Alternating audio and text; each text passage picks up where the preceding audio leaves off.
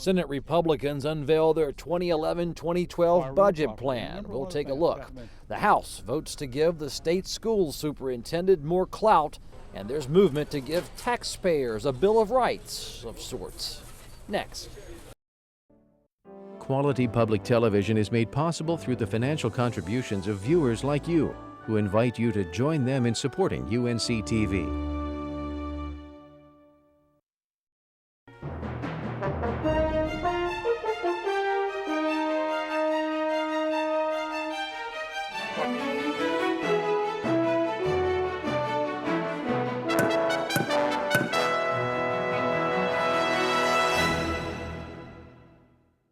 Hello, I'm Kelly McCullen. The Senate released its budget bill this week. It builds upon and changes the budget already approved by the House of Representatives.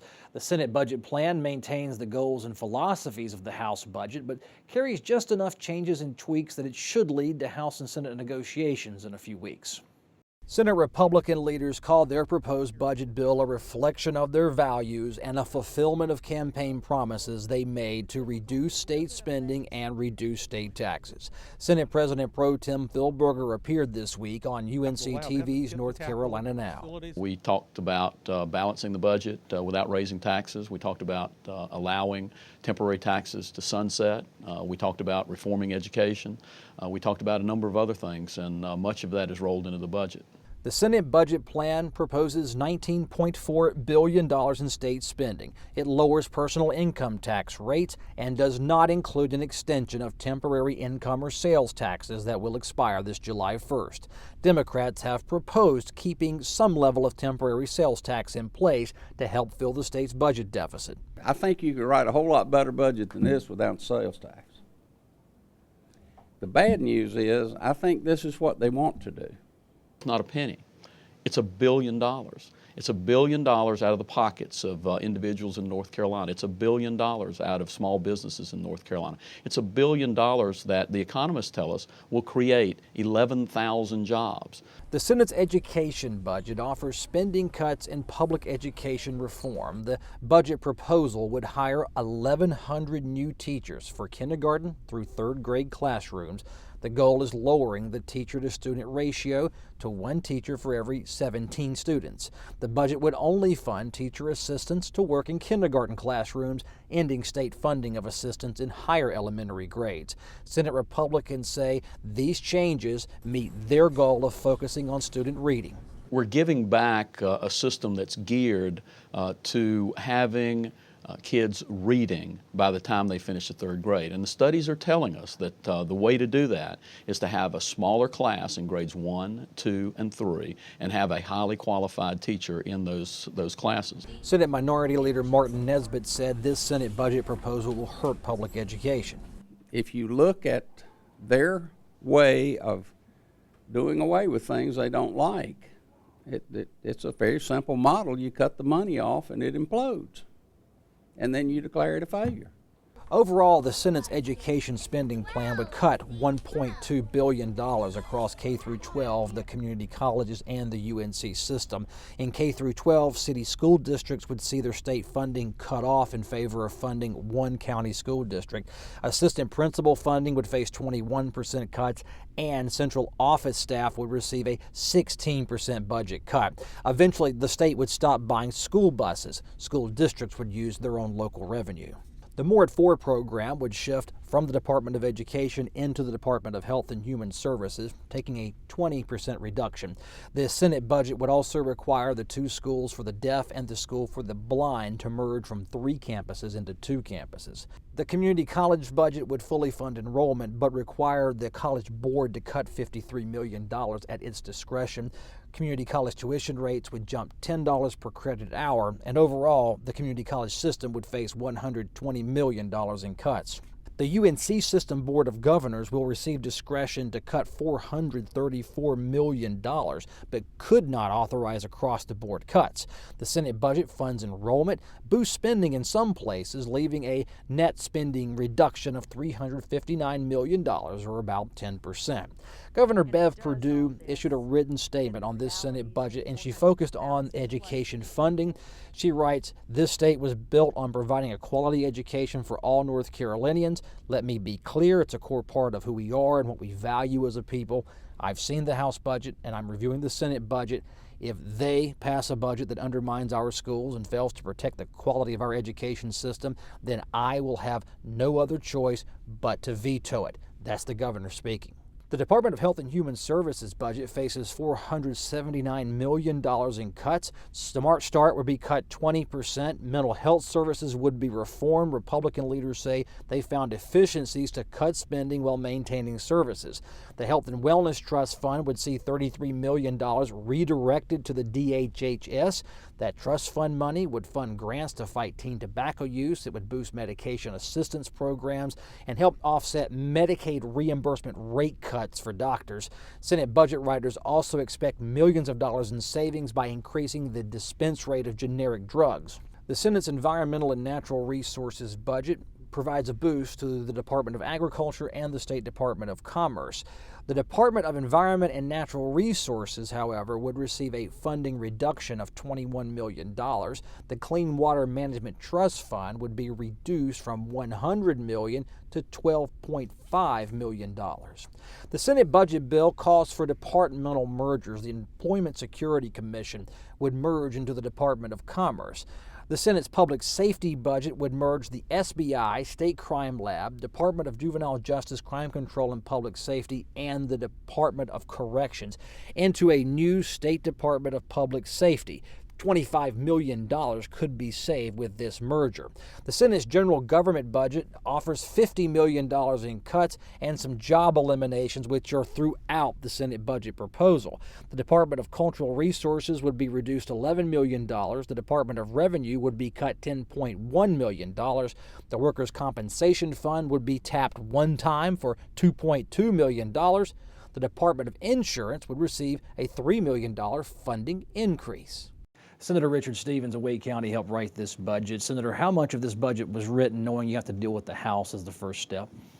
Well, any budget is a negotiating instrument with the other chamber and, of course, ultimately with the governor.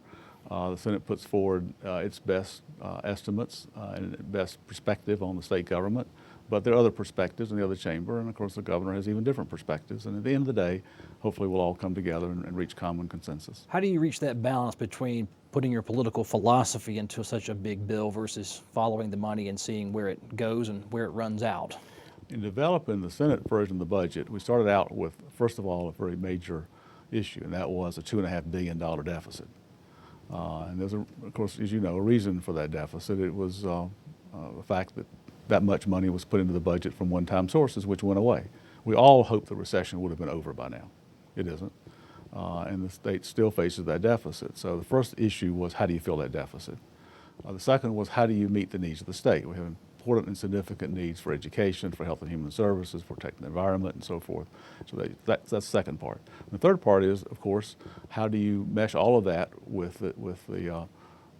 and balance all of it, I should say. Not taking an approach of just cutting everything by the percent of your deficit. That would have been the wrong approach. So we spent a lot of time going over item by item so that some will increase, some will stay the same, and a fair number decrease, but not by equal amounts. Why are you opposed to across-the-board cuts? Well, first of all, that assumes that everything the state government's doing is exactly right. Everything they're doing is exactly right, and therefore you just cut it by the amount of money you have less. And the Democrats are out there, they're zeroing in on your education spending plan because it cuts money from education. They use all the adjectives. What do you say back to them about the Republican vision for public education in lieu of the education funding cuts? The current vision hasn't worked. As I said yesterday, we've used every... What is that vision, by the way? What didn't work, and what was the vision that didn't work? We tried numerous programs. I said yesterday we tried every letter of the alphabet, starting with the ABC program years and years ago, some 20 years ago, to try to reform public education. And the result today is not much different than it was 10 years ago, and that is 100 young people start the 9th grade. Today, 70 will graduate from high school. That is unacceptable. That's a system that's not working. One of the reasons it's not working is kids are not reading by the time they get to the 3rd grade. That is a critical step in a person's life. and their successability in school is to be able to read by the third grade. So the Senate budget proposal reforms education, lowers class size in those grades, reduces requirements on teachers, less paperwork, less testing, and provides the tools for the educators to be able to concentrate on those critical early years.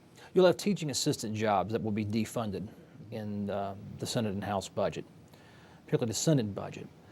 What's the trade-off going to be like if you're a parent of an elementary school child? They lose a teaching assistant, but you say you're hiring 1,100 new school teachers. Mm-hmm. The evidence that we have seen is that while I'm sure some teachers enjoy having a teacher assistant, that in terms of adding to the educational experience of the child, there's not significant data that shows that does that.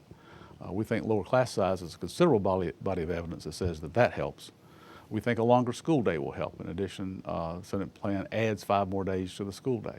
We're one of the shortest school years in the developed world. Many countries now go to school 200, 220, even 225 days a year. We go 180 based on the old farming calendar of you're out in the summer to work on the crops if you're a child. We're trying to extend that day with adding 5 more days back to the calendar. Senator Stevens, we'll probably have you back on because there'll be a couple more negotiating days ahead of you, and we'll be following it. Thank you so much for being on the show. Always good to see you. The Senate leadership is planning a late May vote on the Senate budget bill, which will send it back to the House. The House and Senate will agree to negotiate their budget differences into a compromise bill that would be presented for the governor's signature if history holds true. The governor's already threatened a veto of this bill. The current state budget expires at midnight on June 30th. On July 1st, with no budget bill signed into law, the state government would need a continuing resolution to temporarily operate.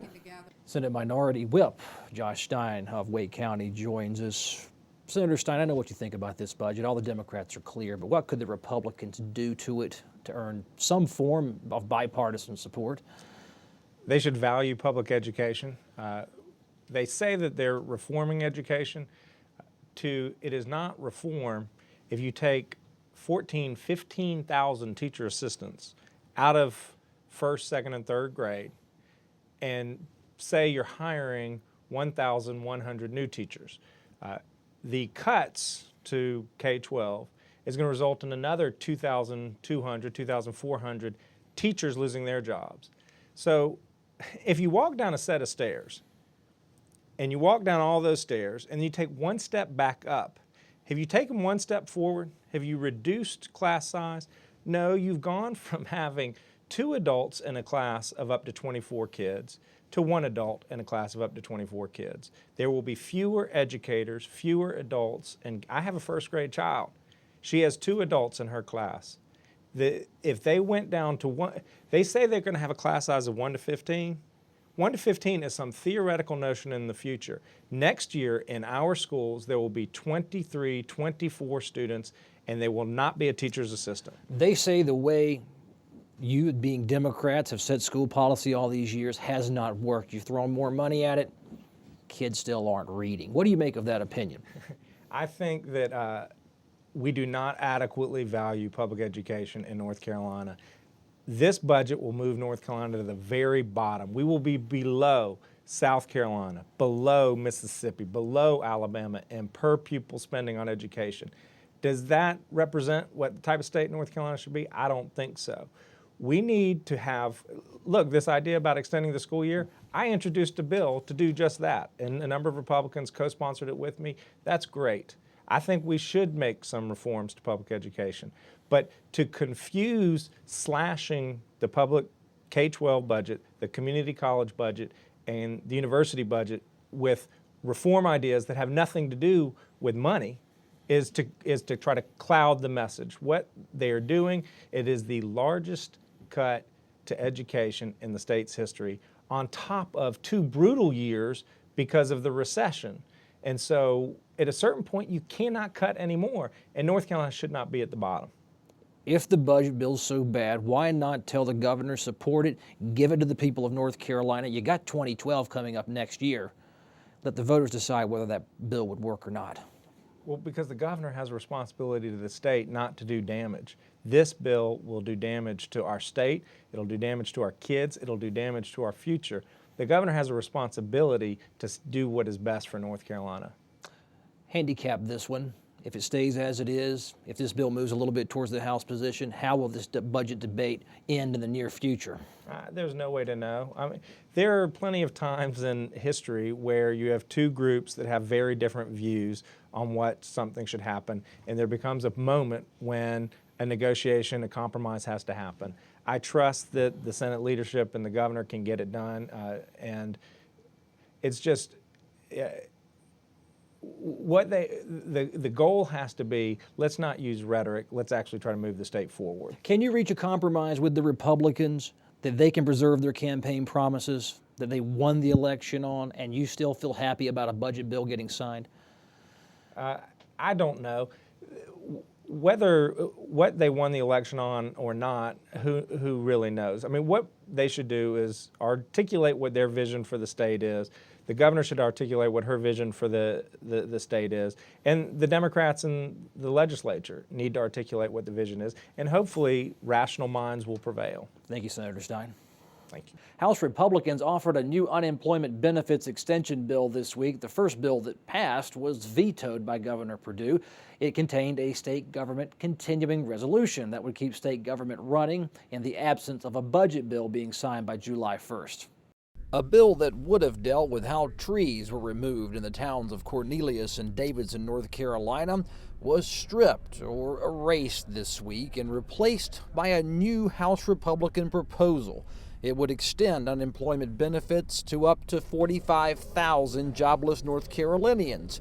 But it also contains a continuing resolution that would keep state government operating until September 30th if no budget bill is negotiated and signed into law by July 1st. This bill does extend those benefits.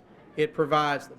Those members who choose to vote against this bill are voting against that money making it to those unemployed folks. That is absolutely undisputable. Governor Bev Perdue was backed by legislative Democrats when she vetoed the first unemployment benefits bill. It contained a continuing resolution as well that would have funded state government for 1 calendar year beginning July 1st should no budget bill be signed by then. They say such a resolution would end budget negotiations before they could begin, as Republicans would face no pressure to cut a deal. I think it's another way to assure that the unemployed in this state do not get their benefits and to continue to try to play a game with respect to the continuing resolution. The Republicans counter that it's the governor who's playing the political games here, that if she'd signed their unemployment benefits bill, she'd ensure the unemployment checks would be resumed and there'd be no state government shutdown should budget negotiations stalemate. That is there specifically to get us through the process and to allow these brinksmanship games at the end of the year where the executive branch will simply try to say, go back and try to force this General Assembly to raise taxes. House Democrats say this unemployment benefits bill seems destined for another gubernatorial veto. Republicans argue veto threats should not come before their proposal can be adequately reviewed. The House has scheduled floor debate for the unemployment bill for next Tuesday. The House Judiciary Committee is endorsing an investigation into homeowner association abuses of homeowners using foreclosure proceedings. Representative Rodney Moore's original bill would have banned outright HOAs from using foreclosure to collect delinquent HOA dues. This new bill authorizes an official study of the issue.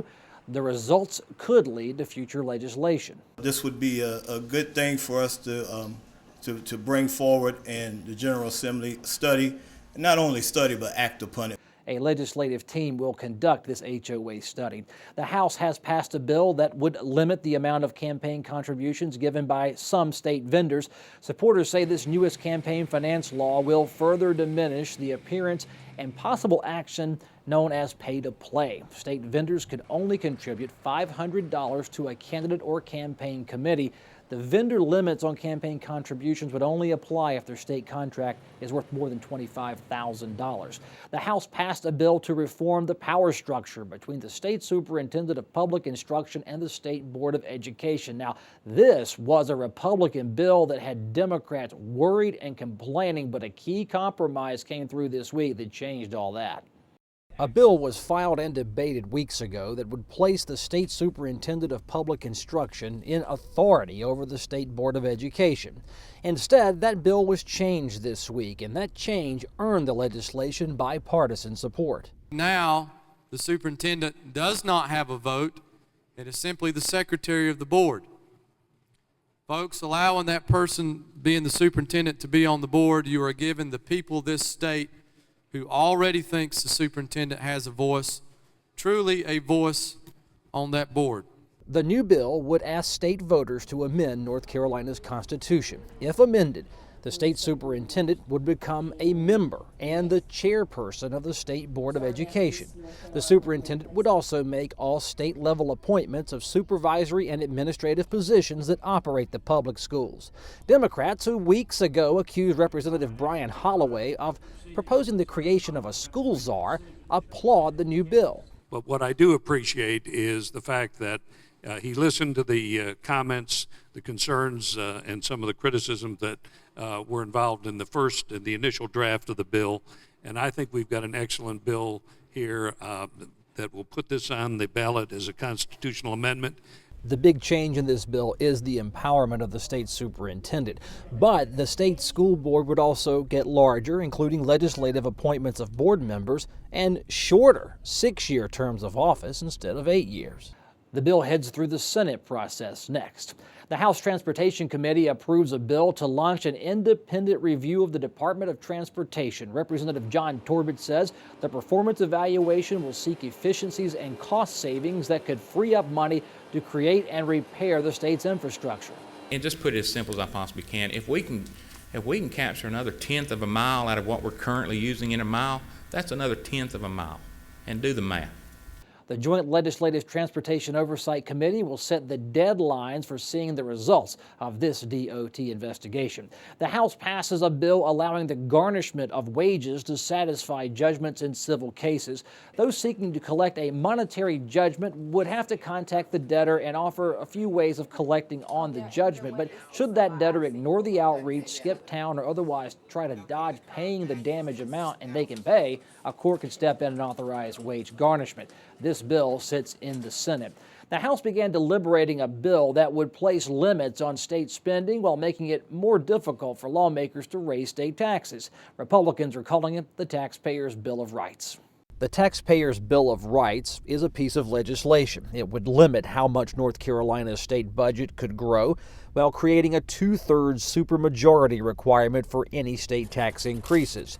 The Bill of Rights would also restrain how much in spending increases the governor or legislative budget writers could even propose when crafting their budgets. We've seen this same mess we're in now repeated on several occasions, that we raise spending, we spend everything we take in during the good years, and then the bad years come and you have to slash away at what's been spent in the good years. The Taxpayers' Bill of Rights legislation would authorize the legislature's Fiscal Research Division and the Office of State Budget and Management to determine the spending limits that would bind budget writers.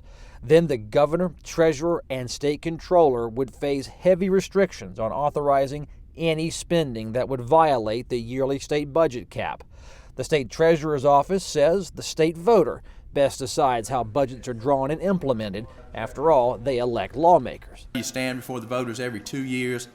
2010 demonstrated they will make dramatic changes when they feel they are needed, and that should be the accountability, not the imposition of a supermajority that empowers a submajority of 34% to block much-needed programs or expenditures. As this bill gets debated, lawmakers must ultimately decide whether to authorize a state constitutional referendum to place state budget spending limits before voters and on themselves. If so, the 2012 election ballot will ask North Carolinians if restricting spending growth needs constitutional protection. The Taxpayers' Bill of Rights sets a formula for state budget increases, measuring the inflation rate and state population growth. The Senate passes legislation that would allow distilleries to sell their products to customers who are touring the business. The bill allows the state Alcoholic Beverage Control to set the retail price at the distillery, include all the taxes you pay when buying a bottle of liquor. Distilleries could sell their product between 9 a.m. and 9 p.m. in line with your local liquor store. The rule would take effect October 1st, but the House needs to approve the bill first. The House has moved on legislation to ban synthetic marijuana. It's known as K2. Supporters of banning K2 say the product is many times more potent than regular pot, and there's no quality control for the products that are currently sold. The new bill would also create a new felony charge called trafficking in synthetic marijuana. Conviction would require at least a 4.5-year prison sentence. The Senate followed a 4th grade classroom's recommendation and overwhelmingly approving gold as North Carolina's state mineral. Clyde Irwin Magnet Elementary made the recommendation to Senate Majority Leader Harry Brown. The Senate's 46-4 vote sends the bill to the House. Gold was discovered in North Carolina, they say, in 1799. This weekend, why not find us online and send us your questions and comments? We're on Facebook at facebook.com/Legweek. If you like email us, legweek@unctv.org. We'll read and respond to every message we receive. We're on Twitter. If you'd like to follow the show, follow @NCN Legweek. You can search out my name. I'm on Twitter, Kelly McCullen. And we stream this show and other video content on our show's webpage, unctv.org/Legweek. That's our show for this week. We'll see you next time.